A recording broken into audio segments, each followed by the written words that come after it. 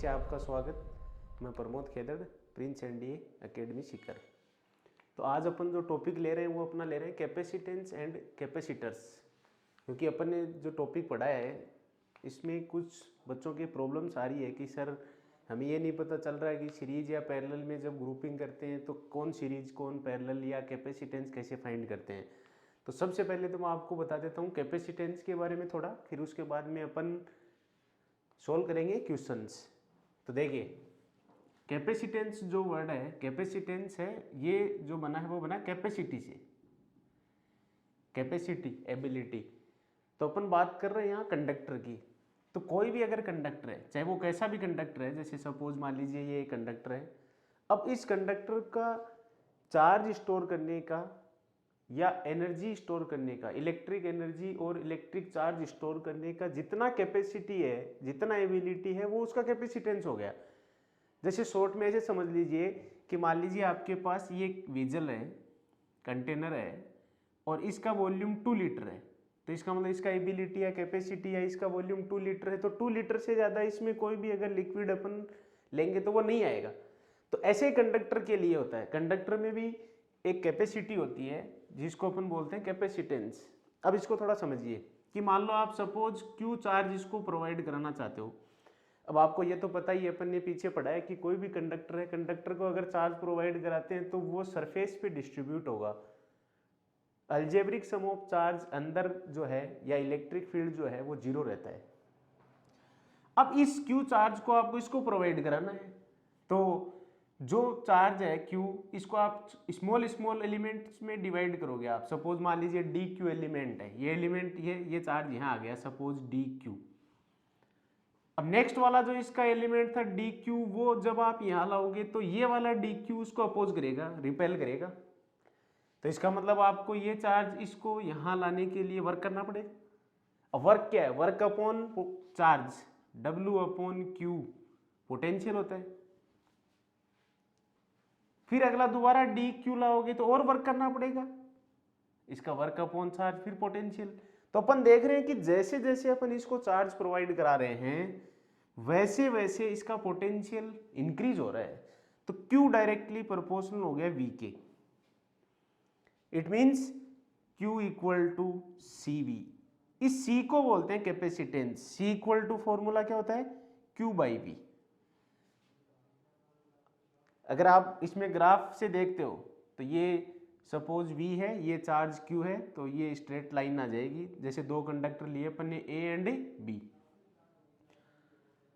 Slope अगर आप देखोगे इसमें तो कैपेसिटेंस अगर ग्राफ से फाइंड करना आपको, तो slope tan theta equal to dy by dx, तो Q बाई V।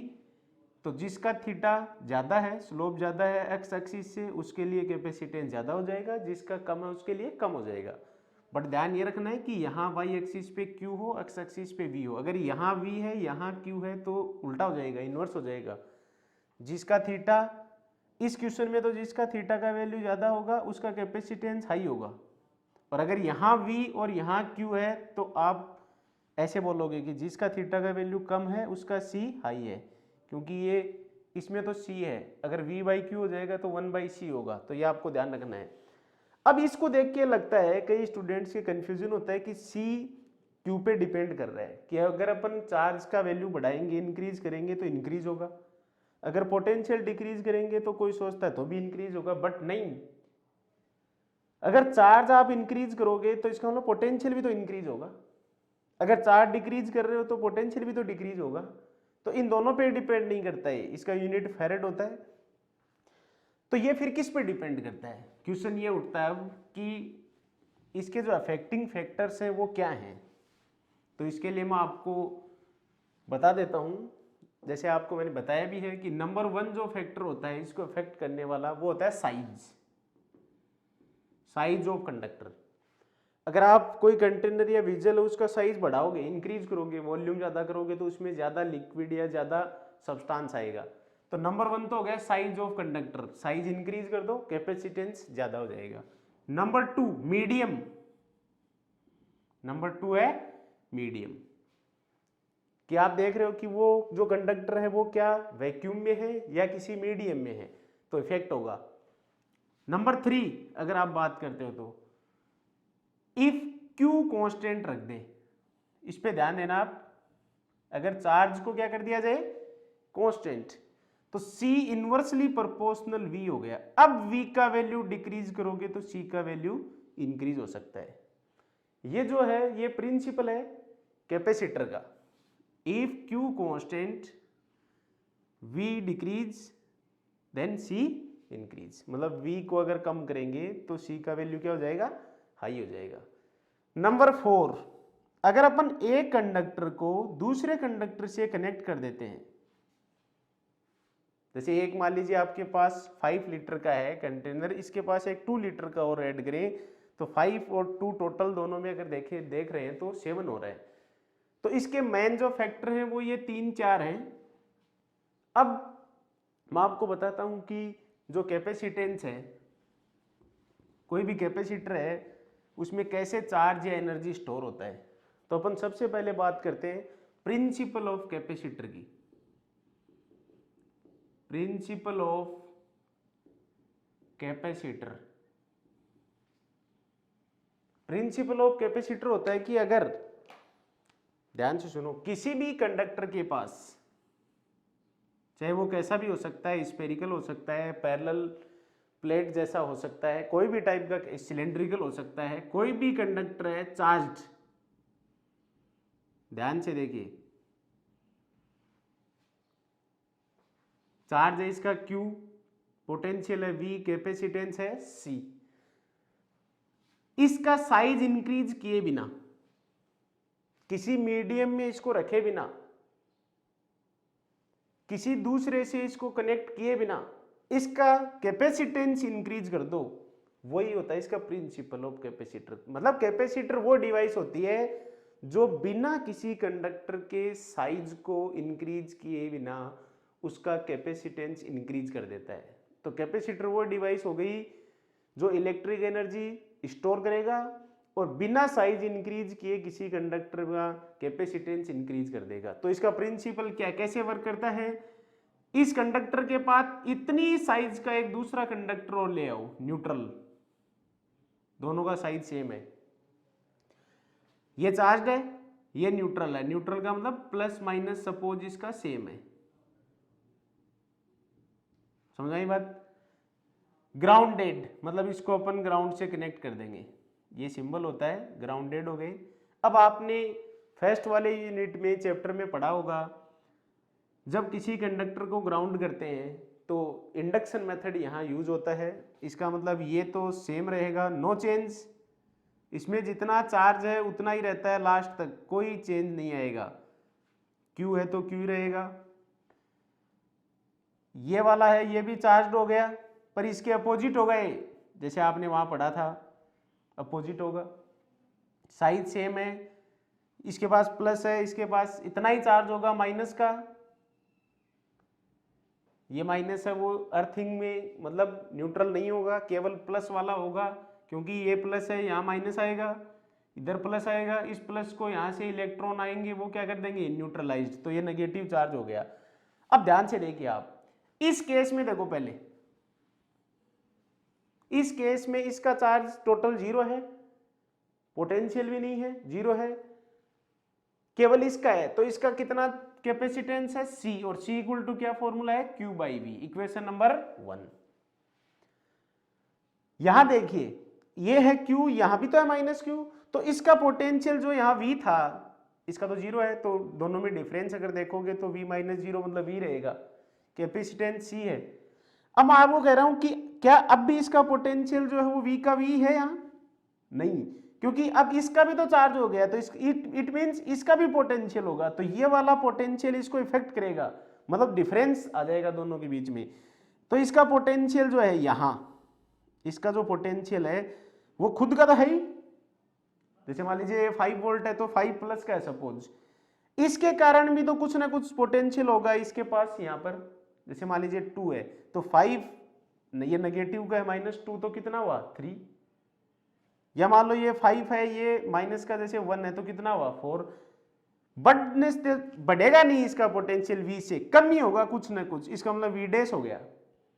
अब Q तो उतना का उतना ही है, V डिक्रीज कर दिया इसने, अब V डिक्रीज कर दिया तो C पे भी फर्क पड़ेगा, C डैश हो गया। तो अब मैं इसे लिख सकता हूँ क्या, C dash equal to Q upon V dash, दोनों को डिवाइड कर दो तो C dash upon C equal to V upon V dash. V और V डैश में कौन ग्रेटर है, V है। If V greater V dash it means C dash greater than C। तो ये इसका प्रिंसिपल होता है। इसका प्रिंसिपल क्या है कि अगर एक कंडक्टर के पास इतनी साइज का दूसरा न्यूट्रल ग्राउंडेड कंडक्टर लाया जाता है तो इसके पोटेंशियल में कमी डिक्रीज होता है और कैपेसिटेंस हाई हो जाता है, उसको बोलते हैं प्रिंसिपल ऑफ कैपेसिटर। तो कोई भी कभी भी आप कैपेसिटर देखोगे उसमें ग्राउंडेड जरूर आपको एक साइड जो है वो एक प्लेट या एक कंडक्टर ग्राउंडेड मिलेगा। तो ये इसका प्रिंसिपल बन गया। अब अपन बात करते हैं जो कैपेसिटर है, बस मैं एक ही बता रहा हूं आपको, जो कैपेसिटर है पैरेलल प्लेट कैपेसिटर, उसका कैपेसिटेंस अपन कैसे फाइंड करेंगे, क्योंकि आपके मोस्टली न्यूमेरिकल्स उसी पे बेस्ड हैं। तो देखिए जिसको बोलते हैं पीपीसी, पैरेलल प्लेट कैपेसिटर। तो जैसे इसका नाम है, इसमें दो प्लेट लेंगे अपन, जैसे एक डस्टर है यहाँ रख दिया, एक डस्टर और है वो यहाँ रख दिया, दोनों का साइज सेम, साइज सेम मतलब दोनों का क्रॉस सेक्शन जो एरिया है वो सेम, सपोज ए है वो, या एस भी ले सकते हो आप। दोनों पे चार्ज सेम रहेगा, क्योंकि इस पे चार्ज रहेगा, उसको ग्राउंड करेंगे तो उतना ही चार्ज उस पे आ जाएगा। इसका मतलब दोनों का सरफेस डेंसिटी जिसको सिग्मा बोलते हैं वो भी सेम रहेगा। ठीक है, तो जैसे अपन बात करते हैं, मान लीजिए ये एक कंडक्टर है, ये हो गया, इसको मैंने ऐसे रख लिया, इसके पैरेलल दूसरा रख दो, इतनी साइज का है भी ये, फिर ये दोनों के बीच में जो डिस्टेंस ले रहे हैं अपन वो d ले लेते हैं। क्लियर है, ये d डिस्टेंस हो गया। अब ये a है, सपोज ये चार्ज है। अब ध्यान देने वाली बात है, इसमें कंडक्टर है, इसका मतलब चार्ज कहाँ है, ये सरफेस है, इस पे है, आउटर सरफेस पे है बस। ये वाला जो होगा वो नेगेटिव चार्ज हो जाएगा, और साथ में इसको मैंने अभी आपको जैसे बताया ग्राउंडेड है, ये ए है ये बी है। अब जितना चार्ज इसका है उतना इसका है, जितना एरिया इसका है उतना इसका है, इसका मतलब ये तो हो गया प्लस सिग्मा कूलाम पर मीटर स्क्वायर, और ये हो जाएगा माइनस सिग्मा कूलाम पर मीटर स्क्वायर। अब अपन को ये पता करना है कि इसमें कितना एनर्जी या कितना कैपेसिटेंस या कितना चार्ज स्टोर हुआ, तो इसकी कैपेसिटी निकालनी है अपन को, C का वैल्यू फाइंड करना है। तो C इक्वल टू क्या होता है, Q बाई V, V का वैल्यू पुट करना है अपन को, पोटेंशियल डिफरेंस। तो वो कैसे करेंगे, तो आपको एक फॉर्मूला ध्यान में रखना है, ये आपको पता है कि V और E में रिलेशन होता है, V equal to E into R। V potential difference, E electric field दोनों के बीच में, और R दोनों के बीच का जो गैप है वो है। इट मीन्स R की जगह आप D लिख सकते हो, कोई प्रॉब्लम नहीं है। बट अब E का वैल्यू अपन को फाइंड करना है, इन दोनों के बीच में E क्या होगा। तो पहले तो मैं आपको ये बता देता हूं कि कोई भी, अगर अपन ने गाउस लॉ में पढ़ा था, जैसे मान लीजिए आपके पास एक सीट है, ठीक है, और एक सीट ये मान लीजिए प्लस चार्ज है और ये मान लीजिए माइनस है। तो इनमें 3 पॉइंट लेता हूं मैं, 1, 2 और 3। आपको ये तो पता ही है कि एक जो कंडक्टिंग शीट होती है, एक कंडक्टिंग शीट, उसका r डिस्टेंस पे शीट से यहां कितना इलेक्ट्रिक फील्ड होता है, वो होता है sigma upon epsilon not. Conducting है, शीट की बात कर रहा हूं मैं, तो ये वैल्यू हुआ। अब यहां मैंने एक पॉइंट लिया है A, एक यहां लिया B, एक यहां लिया C। अब मैं ये पूछ रहा हूं आपसे कि यहां कितना इलेक्ट्रिक फील्ड है इस पॉइंट पे, तो कहने का मतलब यहां एक टेस्ट चार्ज पुट कर लो, ये क्या करेगा, इसको रिपेल, तो इधर होगा इसके कारण इलेक्ट्रिक फील्ड। वो वाला क्या करेगा, इसको अट्रैक्ट, तो इसका इधर होगा। इट मीन्स दोनों कैंसिल हो गए, ठीक है। तो इस साइड यहां जो भी पॉइंट है यहां पर कितना इलेक्ट्रिक फील्ड हो जाएगा, इसके 0। अब यहां देखो, टेस्ट चार्ज पुट करके देखिए Q, ठीक है। तो मैंने टेस्ट चार्ज यहां पुट किया, तो ये वाला क्या करेगा, इसको अट्रैक्ट, ये वाला क्या करेगा, इसको रिपेल। तो दोनों कैंसिल हो गए। कैंसिल क्यों हो गए, जीरो क्यों हो गया, क्योंकि इसका इलेक्ट्रिक फील्ड भी सिग्मा अपॉन जो भी आप लेना चाहते हो, जैसे मान लो 2 एप्सिलॉन नॉट लिया आपने, जितना इस सीट का है उतना ही इस सीट का है यहाँ, तो दोनों कैंसिल हो गए क्योंकि डिस्टेंस पे तो डिपेंड करता ही नहीं है। अब यहां देखोगे तो भी ऐसा ही होगा, दोनों कैंसिल हो गए, बट यहां एक पॉइंट लेके देखिए आप, तो ये क्या करेगा, इसको रिपेल, ये क्या करेगा, अट्रैक्ट, तो ऐड हो गए। इट मींस प्लेट ए के ऊपर और प्लेट बी के नीचे तो इलेक्ट्रिक फील्ड है नहीं, आधा आधा जो पार्ट है इनका वो कैंसिल है, इसके ऊपर वाला इसके नीचे वाला। तो आप ऐसे समझ लिए आधे पार्ट के कारण, मतलब इसके ऊपर वाला यहां नहीं है, इसके दूसरी के नीचे यहां नहीं है, बस दोनों के बीच में है, तो इसके कारण ऊपर वाली के तो इसके कारण और नीचे वाली के इसके कारण इलेक्ट्रिक फील्ड होगा। तो आधा आधा दोनों का आप देख रहे हो, क्योंकि एक एक सरफेस के कारण कोई इलेक्ट्रिक फील्ड नहीं हुआ। तो इस सीट का कितना इलेक्ट्रिक फील्ड हो गया, यहां बताना चाहता हूं मैं आपको, इस सीट का ये हो गया 2 एप्सिलॉन नॉट, इस सीट का, इसके कारण जो इधर नहीं है, इस वाली के नीचे में नहीं है, इसका मतलब ऊपर वाली का तो ये रह गया, नीचे वाली का ये रह गया, तो ये दो इफेक्टिव है दोनों के बीच में। इसका इतना है यहां, इसका भी तो इतना ही है, मैग्नीट्यूड की बात करो मैं, इसका भी इतना ही है, तो टोटल इस पॉइंट पे इलेक्ट्रिक फील्ड कितना हुआ, sigma upon 2 epsilon not plus sigma upon 2 epsilon not, दोनों के मैग्नीट्यूड की बात कर रहे हैं, पर प्लस माइनस नहीं देखना है। अब ऐड क्यों कर दिया वो मैंने वहां समझा दिया था आपको, और दोबारा देख लीजिए अगर नहीं समझ में आया तो। ये वाला क्या करेगा, इसको रिपेल, ये वाला क्या करेगा, इसको अट्रैक्ट, तो दोनों इलेक्ट्रिक फील्ड जो हैं इसके नीचे वाले और इसके ऊपर वाले की ऐड कर दो, तो ये कर दी मैंने। तो ई का वैल्यू इसमें मेन चीज है कि कैसे फाइंड किया जाता है। तो ई हो गया sigma upon epsilon naught, half और हाफ 1 हो जाएगा, तो V इक्वल हो गया sigma upon half epsilon naught into D.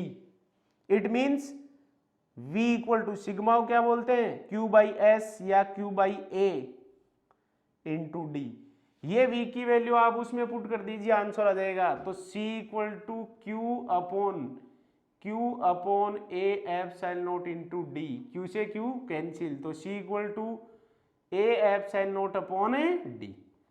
Affecting factor देख लीजिए क्या क्या हो गए, एरिया ऑफ प्लेट्स, अगर एरिया ज्यादा लोगे प्लेट का तो C ज्यादा होगा।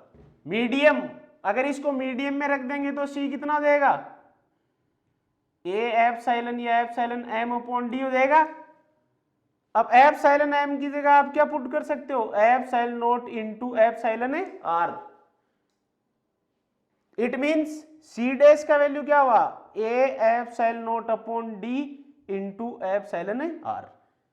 तो ये वैल्यू तो सी वैक्यूम वाला है ही, तो C dash equal to C into epsilon R. अब ये 1 से ज्यादा होता है हमेशा, इट मींस मीडियम वाला जो C है वो बड़ा होगा C से। तो किसी भी कैपेसिटर की प्लेट के बीच में अगर मीडियम रख दे, जैसे कोई कॉपर है या कोई भी जैसे प्लेट है, डाइलेक्ट्रिक प्लेट की बात कर रहे हैं अपन, डाइलेक्ट्रिक जैसे डस्टर है इसको रख देंगे, कोई ग्लास है तो उसको रख देंगे, तो हमेशा कैपेसिटेंस इंक्रीज होगा। तो नंबर 1 हो गया साइज ऑफ प्लेट, नंबर 2 हो गया medium, number 3 distance between plates, इसको डिक्रीज करोगे तो C इंक्रीज होगा।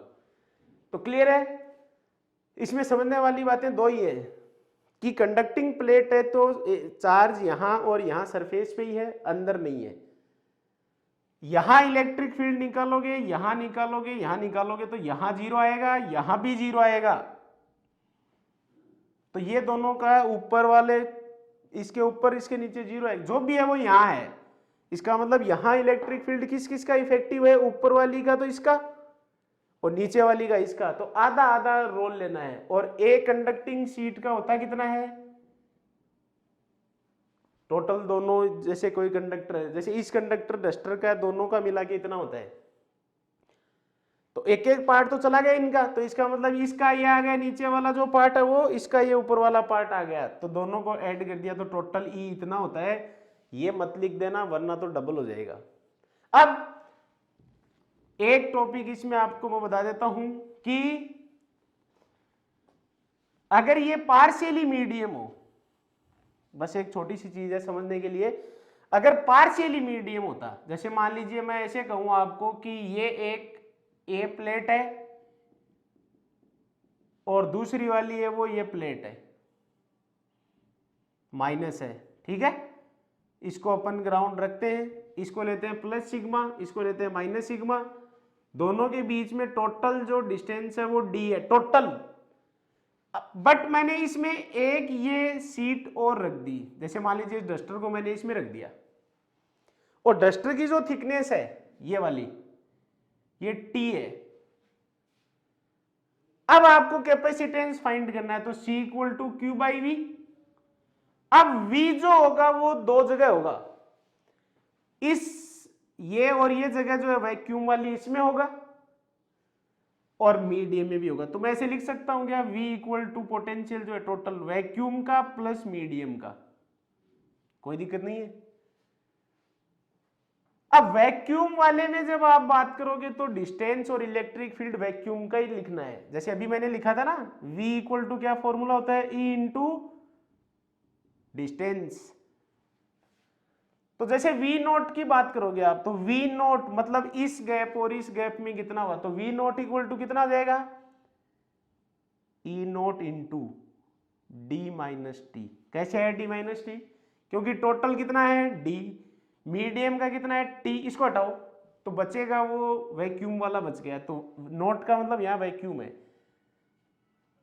अब ये वैल्यू तो आपको पता ही है, अभी अभी लिखी थी मैंने, सिग्मा अपॉन एप्सिलॉन नोट, दोनों प्लेटों की मिला के दोनों के बीच में, इंटू डी माइनस टी। तो ये तो हो गया तुम्हारा वी नोट, समझाएंगे बात। अब मेरे को फाइंड करना है वी एम, तो वापस में वही फॉर्मूला लिखूंगा, ई इंटू डिस्टेंस, एम लगा दूंगा अगर एम है तो। अब मीडियम में कितना इलेक्ट्रिक फील्ड होगा, मीडियम में इलेक्ट्रिक फील्ड कितना होगा कैपेसिटेंस का, तो सिग्मा अपॉन एप्सिलॉन एम होगा, नोट नहीं आएगा, इनटू डिस्टेंस मीडियम के लिए, ये रहा यहां से यहां तक है मीडियम, कितना डिस्टेंस है टी,